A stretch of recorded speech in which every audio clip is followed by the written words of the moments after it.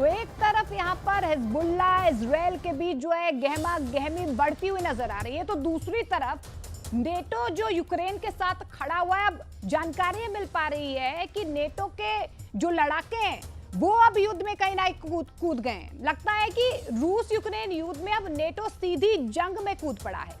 Putin के वफादार Chechen लड़ाकों ने कुर्स्क में कुछ ऐसे लड़ाकों को जिंदा पकड़ लिया है जिन्हें नेटो का बताया जा रहा है। इधर पुतिन ने नेटो के 32 देशों से जंग करने के लिए 15 लाख सैनिकों की भर्ती शुरू कर दी है।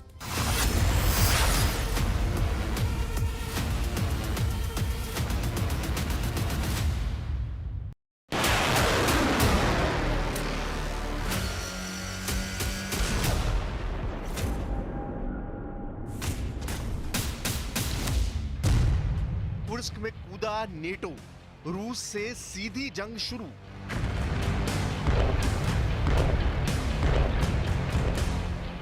क्या अब हारते हाफते और करहाते यूक्रेनी सेना को बचाने के लिए नेटो के लड़ाके कुर्स्क में रूसी सेना से जंग करने को मजबूर हो गए?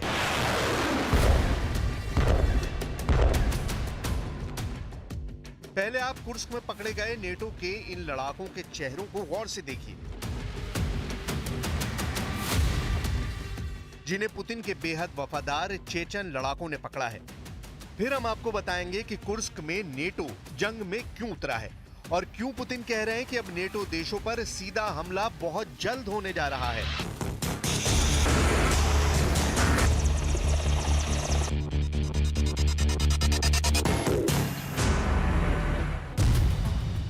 पुतिन का आदेश, नेटो से सीधा युद्ध।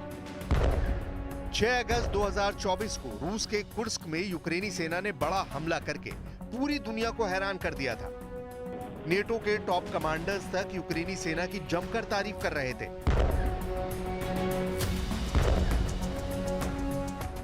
उस वक्त ज़ेलेंस्की ने दावा किया था कि उन्होंने रूस के कुर्स्क में लगभग 1300 वर्ग किलोमीटर इलाके पर पूरी तरह से कब्जा कर लिया है। लेकिन हैरानी की बात तो यह है कि जैसे ही रूस ने कुर्स्क में यूक्रेनी सेना पर चौतरफा पलटवार किए, यूक्रेनी सैनिक मोर्चा छोड़कर भाग खड़े हुए। हालात ये हो गए कि महज 6 हफ्ते के अंदर ही यूक्रेनी सेना न सिर्फ कुर्स्क में बुरी तरह से घिर गई, बल्कि यूक्रेन के पोक्रोव्स्क शहर के बेहद पास तक रूसी सेना पहुंच गई।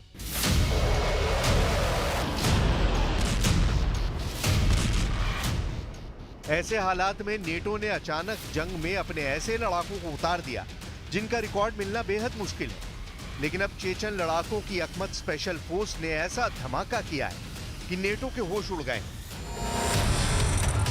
जरा ये वीडियो देखिए जिसमें अकमत स्पेशल फोर्स के चेचन कमांडर अबिस यारुनुश अलाउद्दीनोव ने बहुत बड़ा दावा किया है। अलाउद्दीनोव का दावा है कि इस वक्त कुर्स्क में रूसी सेना पर नेटो की गुप्त फौज हमला कर रही है। अलाउद्दीनोव ने एक वीडियो में यह साबित करने की कोशिश की है कि कुर्स्क में सैकड़ों नेटो के भाड़े के सैनिक मारे गए हैं, जबकि कई नेटो लड़ाकों को चेचन लड़ाकों ने पकड़ लिया है। चेचन कमांडर अलाउद्दीनोव ने यह भी दावा किया है कि ज़ेलेंस्की पूरी तरह से नेटो की एक कठपुतली बनकर रह गए हैं। These are the same people who were supposed to march straight to Moscow. How long have you been at the front with us? It turns out I was in training for 35 days. You were mobilized, right? Yes, yes. Which month? In early summer, it was the guys from the draft office who took us. They've realized the truth now. They don't have any other options because even if they wanted to retreat, there are barriers behind them that would shoot them if they tried to turn back.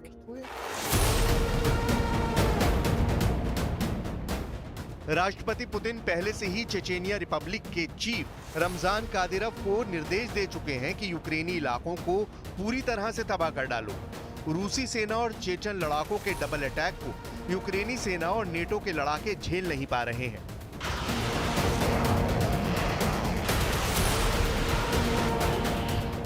इधर Putin ने Kursk से लेकर Pokrovsk तक एक के बाद एक इलाकों को जीतना और आजाद कराना शुरू कर दिया है। वॉशिंगटन डीसी थिंक टैंक ने दावा किया था कि यूक्रेनी सेना ने रूस के कुर्स्क ओब्लास्ट में काफी बढ़त बना ली थी, लेकिन रूसी सेना ने 15 सितंबर तक फिर से यूक्रेन से अपने इलाके छीन लिए।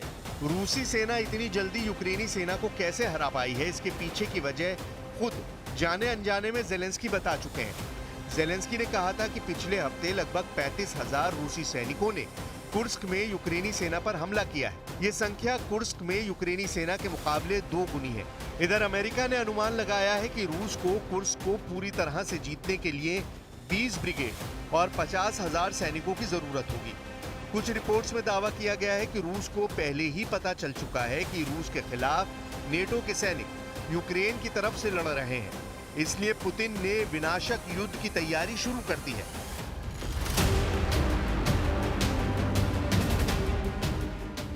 हम आपको कुछ वीडियो दिखा रहे हैं जिसमें रूसी सेना ने ऐसे जब्त घातक हथियारों को दिखाया है जो अमेरिका, ब्रिटेन, जर्मनी और नेटो देशों के हैं।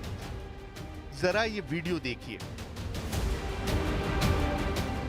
दक्षिणी रूस के रोस्टोव ऑन डॉन में 14 सितंबर को यूक्रेन और नेटो देशों के जब्त हथियारों को जनता के सामने रखा गया। इन हथियारों में टैंक, तोप, मशीन गन और तरह तरह के भारी हथियार मौजूद थे। यूक्रेन में रूसी सेना द्वारा पकड़े गए पश्चिमी टैंक और यूक्रेनी सैन्य हार्डवेयर की इस प्रदर्शनी को देखने के लिए रूसी उमड़ पड़े।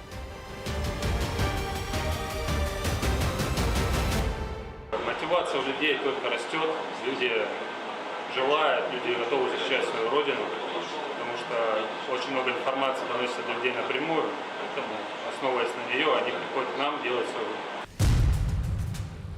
दक्षिणी रूस के रोस्टोव ऑन डॉन में जब्त नेटो और यूक्रेन के हथियारों को दिखाकर रूसी जनता को ये दिखाने की कोशिश की गई है कि रूस कुर्स्क के मोर्चों पर जीत रही है।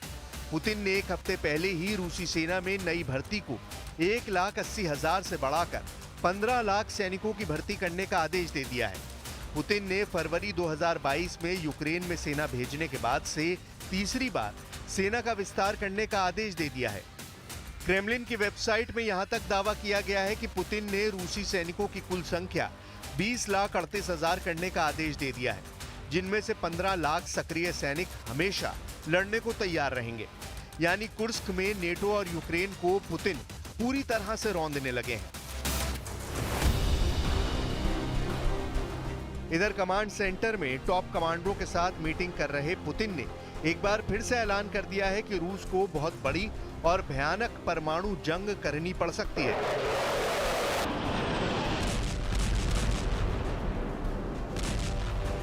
पुतिन ने साफ इशारा कर दिया है कि इस एटमी जंग में नेटो के 32 देशों से सीधा मुकाबला होगा। इस जंग को वही जीतेगा जो सबसे पहले परमाणु मिसाइलों और बमों से हमला करेगा। 934 दिन से चल रही रूस यूक्रेन जंग में यूक्रेन के दरवाजे पर विनाशकारी परमाणु युद्ध होने जा रहा है। हम आपको पुतिन के बेहद करीबी और रूस के पूर्व राष्ट्रपति दिमित्री मेदवेदेव का वो बयान दिखाने जा रहे हैं जिसके खौफ से ज़ेलेंस्की का खून सूखना शुरू हो गया है, क्योंकि रूसी सूत्रों का दावा है कि रूस यूक्रेन पर फादर ऑफ ऑल बॉम्ब यानी FOAB के सबसे विनाशक हमले करने जा रहा है। रूस के पूर्व राष्ट्रपति दिमित्री मेदवेदेव के बयानों से इसका इशारा कर दिया गया है। ये स्पष्ट है अभी तक रूस ने बहुत ही संयम बरता है, लेकिन अब रूस की परमाणु प्रतिक्रिया बहुत बड़ी है।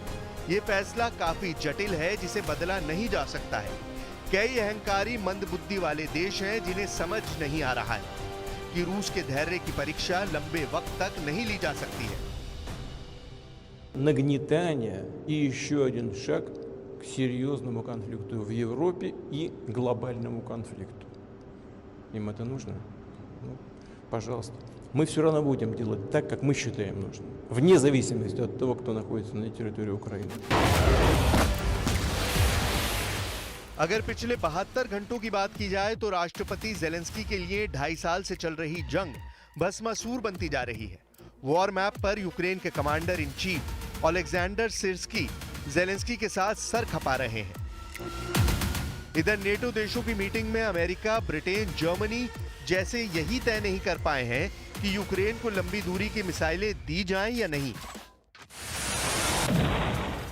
जेलेंस्की का साफ कहना है कि अगर नेटो देश लंबी दूरी की मिसाइलों से हमला करने की अनुमति रूस के मॉस्को तक दे दें तो हारी बाजी पलटी जा सकती है।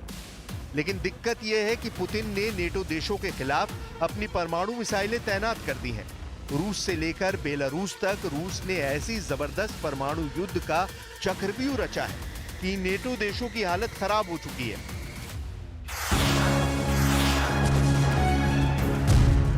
बमों के बाप से यूक्रेन पर हमला।